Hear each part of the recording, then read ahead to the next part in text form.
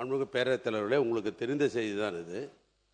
அரசின் சார்பாக 110 விதியின் கீழ் சில அறிவிப்புகளை செய்கிற பொழுது அந்த பகுதியிலிருந்து அது நன்றி சொல்வதாக பாராட்டுதான் விடுவார்கள். எப்பொழுதுமே நடைபெற்று கொண்டிருப்பது. இது போன்ற தனி தீர்மானங்களை முதலமைச்சர் அல்லது சம்பந்தப்பட்ட அமைச்சர்கள் கொண்டு வருகிற பொழுது பிரதான எதிர்க்கட்சியை தான் முதலாக அது வாய்ப்பு கொடுக்குற பழக்கம் தான் இது வரைக்கும் இருந்திருக்கிறது. அதை நினைவூட்டுகிறேன். ஏன்னா அவரை நீங்கள் அனுமதிங்க, அப்புறம் நீங்கள் எல்லாருமே பேசுறது அனுமதிங்க ப்ளீஸ். அதுதான் இது வரைக்கும் இருக்குது. இருங்க, அவர் தான் இருங்க, அவர் உங்களுக்கு தானே கொரட்டா, அவர் தானே, அவர் சொன்ன பிறகு நீங்கள் எதுக்கு சொல்கிறீங்க? அமைதியாக இருங்க. இல்லை, நீங்கள் சொன்னது புரிஞ்சுக்க முடியுது. சென்ற முறை இது போன்று அனுமதித்தேன். ஏன்னு சொன்னால் கட்சிகளுடைய எண்ணிக்கைக்கு ஏற்ப 1, 2 அப்படி கொண்டு தான் போட்டு வந்தோம். கட்சிகளுக்கு ஏற்ப கொடுத்துட்டு வந்தோம். இப்போ இதுதான் இல்லை, புரியுது. சரி, அவை முன்னவர் மாண்புமிகு பேரவைத் தலைவர் அவர்களே, மாண்புமிகு பேரவைத் தலைவர் விரும்புவது எல்லா கட்சியும் பேசி எதிர்க்கட்சியில் அதற்கான விளக்கத்தை சொல்லுகிற போது இன்னும் அது தெளிவாக இருக்கும் என்ற முறையிலே தான் அவர் அந்த சொல்லியிருக்கிறார். அதை தவிர வேறொன்றும் இல்லை.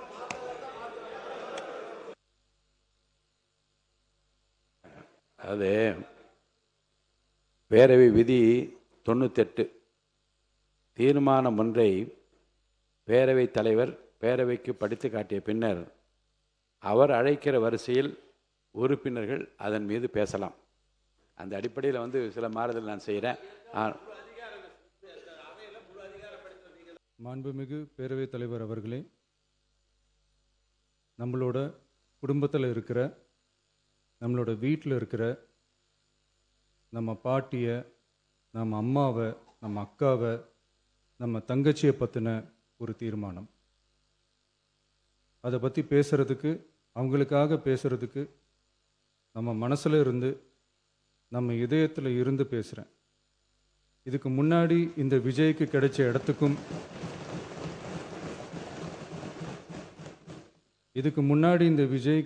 இடத்துக்கும் இன்னைக்கு இந்த விஜய்க்கு கிடைச்சிருக்கிற இடத்துக்கும் மிகப்பெரிய காரணமாக இருக்கிறதுல என்னோட பாட்டி, அம்மா, அக்கா, தங்கச்சிங்க தான்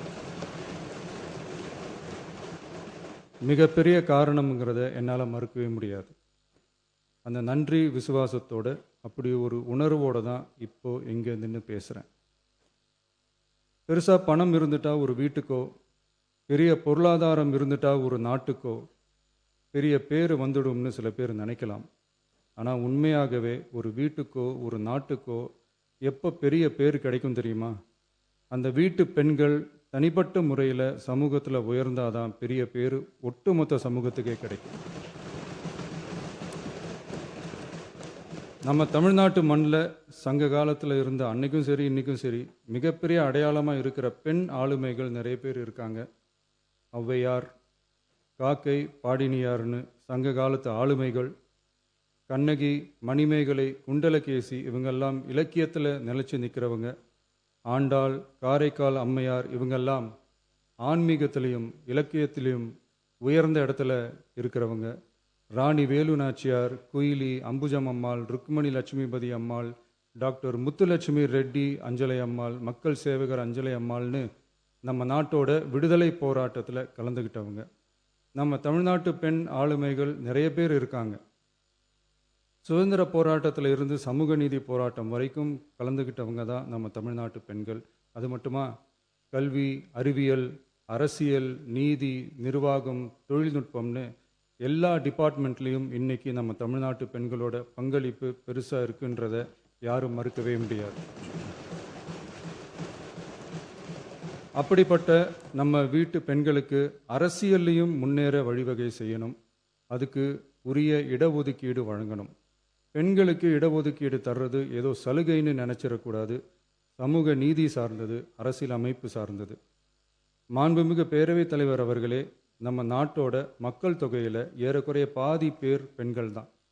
அதனால் அனைத்து நிலைகள்லேயும் பெண்களுக்கு சம அந்தஸ்து வழங்கப்படணும். அரசியலமைப்பு சட்டமும் அவங்களுக்கு சமத்துவ உரிமையை வழங்கித்தானே இருக்குது. நம்ம தமிழ்நாட்டை எடுத்துக்கிட்டாலும் ஆண்களை விட பெண்கள் தான் அதிகம். ஓட்டு சதவீதத்தில் கூட அவங்க தான் அதிகம். ஆனால் அவங்களுக்கான அரசியல் இடம்னு பார்த்தா 2021 சட்டசபையில் 12 பெண்கள் இருந்தாங்க. இப்போ இந்த 2026 சட்டசபையில் 23 பெண்கள் இருக்கிறாங்க.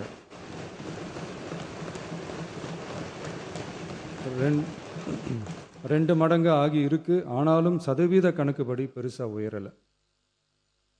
மாண்புமிகு பேரவைத் தலைவர் அவர்களே, ஒன்றிய அரசு 2023ஆம் ஆண்டு மக்களவை, அனைத்து மாநில சட்டமன்றங்கள் மற்றும் டெல்லி யூனியன் பிரதேச சட்டமன்றத்தில் பெண்களுக்கென 1/3 தொகுதி ஒதுக்கீட்டை கட்டாயமாக்கி 106வது அரசியல் சாசன திருத்த சட்டத்தினை 2023 செப்டம்பர் 28 நிறைவேற்றி 2026 ஏப்ரல் 16 முதல் நடைமுறைக்கு வந்துள்ளது. இருப்பினும் மேற்படி தொகுதி ஒதுக்கீடானது மக்கள் தொகை கணக்கெடுப்பு மற்றும் அதை தொடர்ந்து நடக்கும் தொகுதி மறுவரையறை பணிகளுக்கு பிறகுதான் முழுமையாக நடைமுறைக்கு வரும் என்று தெரிவிக்கப்பட்டுள்ளது. மேலும் ஒன்றிய அரசு 2026ஆம் ஆண்டு 131வது அரசியல் சாசன திருத்த சட்ட மசோதாவையும் 2026ஆம் ஆண்டு தொகுதி மறுவரையறை சட்ட மசோதாவையும் தாக்கல் செய்து 2026 ஏப்ரல் 17 2/3 உறுப்பினர்களில் ஆதரவு இல்லாமல் மசோதா நிறைவேறவில்லை. அவ்வாறு மக்கள் தொகை கணக்கெடுப்பு மற்றும் தொகுதி மறுசீரமைப்புடன் பெண்களுக்கான தொகுதி ஒதுக்கீட்டை இணைப்பதால் அதனை நடைமுறைப்படுத்த மேலும் பல ஆண்டுகள் காலதாமதம் ஆகலாம். மாண்புமிகு பேரவைத் தலைவர் அவர்களே, நாடாளுமன்றம் மற்றும் மாநில சட்டமன்றங்களில் மகளிருக்கென 1/3 தொகுதி ஒதுக்கீட்டு செய்து சட்டம் நிறைவேற்றப்பட்டிருந்த போதிலும் அதனை நடைமுறைப்படுத்துவதில் ஏற்படும் கால தாமதத்தினால் அச்சட்டம் நிறைவேற்றப்பட்டதன் நோக்கம் நிறைவேறாமல் காலம் தாழ்த்தப்படும் சூழ்நிலை உருவாகியுள்ளது. இது பெண்களின் அரசியல் உரிமையை மறுக்கும் செயலாகும். எனவே மகளிருக்கான தொகுதி ஒதுக்கீட்டை மக்கள் தொகை கணக்கெடுப்பு மற்றும் தொகுதி மறுவரையுடன் இணைத்து அதனை ஒத்திவைக்கக்கூடாது. மேற்படி தொகுதி ஒதுக்கீட்டை விரைந்து நடைமுறைப்படுத்துவதற்கு உரிய நடவடிக்கைகள் எடுக்கப்பட வேண்டும் என தமிழ்நாடு அரசு ஒன்றிய அரசை வலியுறுத்துகிறது. மாண்புமிகு பேரவைத் தலைவர் அவர்களே, நம்ம டிவிகே அரசு பெண்களுக்கான அரசியல் அதிகாரம் வழங்குறதுல முன்னோடி மாநில அரசாக தான் இருக்கு. 4 பெண் அமைச்சர்கள் இருக்கிறாங்க. பெண்கள் பாதுகாப்புக்கு சிங்கப்பெண் சிறப்பு அதிரடிப்படை இருக்குது. பெண்களுக்கான பாதுகாப்பில், பெண்களுக்கான இம்பார்ட்டன்ஸில் டிவிகே அரசு ரொம்ப கவனமாக தான் இருக்குது. இனியும் அப்படி தான் இருக்கும்.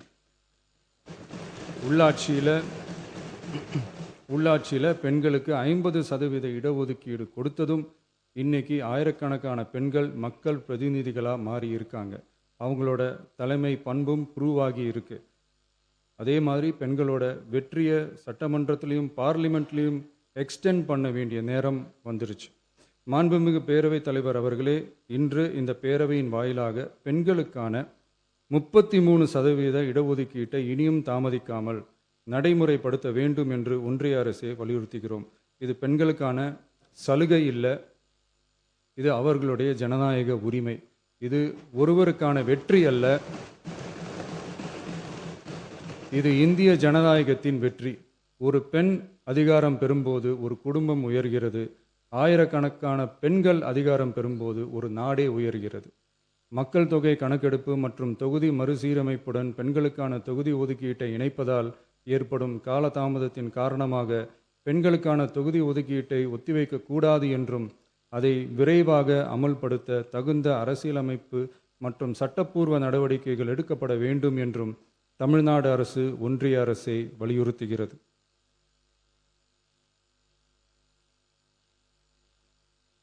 மாண்புமிகு பேரவைத் தலைவர் அவர்களே, டீலிமிட்டேஷன் தொடர்பான ஆலோசனை கூட்டம் தமிழ்நாட்டு மக்களவை மற்றும் மாநிலங்களவை உறுப்பினர்களுடன் தமிழ்நாடு அரசால் நமது தலைமையில் 8/8/2026 அன்று கலைவாணர் அரங்கத்தில் நடந்துச்சு. அந்த கூட்டத்தில் தமிழ்நாட்டை சேர்ந்த அனைத்து மக்களவை மற்றும் மாநிலங்களவை உறுப்பினர்களுக்கும் அழைப்பு விடுக்கப்பட்டு இந்திய தேசிய காங்கிரஸ் கட்சியின் 11 உறுப்பினர்களும், விடுதலை சிறுத்தைகள் கட்சியின் 2 உறுப்பினர்களும், இந்திய கம்யூனிஸ்ட் கட்சியின் 2 உறுப்பினர்களும், மார்க்சிஸ்ட் கம்யூனிஸ்ட் கட்சியின் 2 உறுப்பினர்களும், இந்திய யூனியன் முஸ்லீம் லீக் கட்சியின் உறுப்பினரும் மற்றும் மறுமலர்ச்சி திராவிட முன்னேற்றக் கழகத்தின் உறுப்பினரும் என 6 கட்சிகளை சேர்ந்த உறுப்பினர்கள் பங்கேற்றாங்க. இந்த கூட்டத்தில் டீலிமிட்டேஷன் தொடர்பாக விரிவாக ஆலோசிக்கப்பட்டுச்சு. அந்த ஆலோசனையில் டீலிமிட்டேஷனால் தமிழ்நாடு மற்றும் தென் மாநிலங்களுக்கு ஏற்படக்கூடிய பாதிப்புகள் குறித்தும் அதை சரி செய்யறதுக்கான வழிமுறைகள் குறித்தும் விவாதிக்கப்பட்டு இறுதியில் டீலிமிட்டேஷன் தொடர்பாக சட்டமன்றத்தில் ஒரு தீர்மானம் இயற்றலாம்னு முடிவானுச்சு. மாண்புமிகு பேரவைத் தலைவர் அவர்களே, இந்தியாவில் 1952ஆம் ஆண்டு முதல் பொது தேர்தல் நடத்தப்பட்டது. அது தொடர்ந்து ஒவ்வொரு 10 ஆண்டுகளுக்கு ஒரு முறை நடத்தப்படுற சென்சஸ் டீட்டெயில்ஸ் படி மக்களவை மற்றும் சட்டப்பேரவை தொகுதிகளின் எண்ணிக்கையை மறுசீரமைப்பு செஞ்சு 1976 வரை தேர்தல்கள் நடத்தப்பட்டது.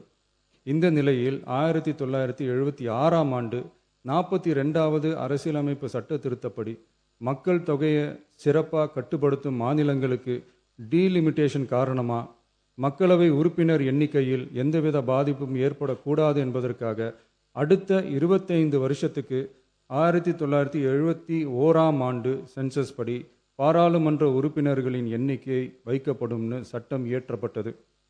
அதை தொடர்ந்து அதே நிலையை முன்னிறுத்தி 84வது மற்றும் 87வது அரசியலமைப்பு சட்ட திருத்தம் 1971 சென்சஸ் படி மக்களவை தொகுதிகள் நிலைநிறுத்தப்பட்டன.